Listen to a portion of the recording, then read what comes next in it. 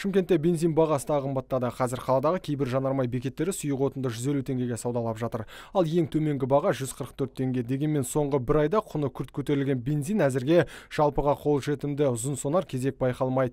Тек ай сайын өзгеретін баға жүргізушілерді алаңдатып отыр. Өйткені жанар-жағармай құнының жоғарылауы жолақының өсуіне алып келеді дейді. Сондықтан қала халқы бензин 150 теңгеден қымбат сатылмаса деген пікірде.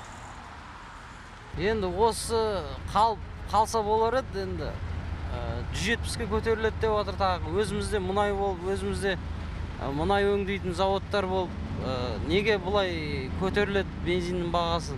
Ол бензин бағасы қымбаттаған кейін жол құны міндетті түрде қымбаттайды.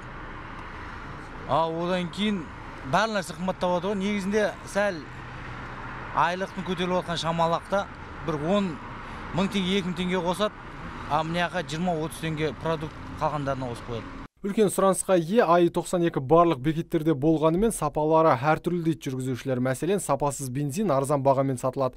Бұл әрине көліктің бұзылуына әкеліп соғады. Сондықтан тұрғындар қымбат болса да сапалы жанармайды тұтынуға мәжбүр.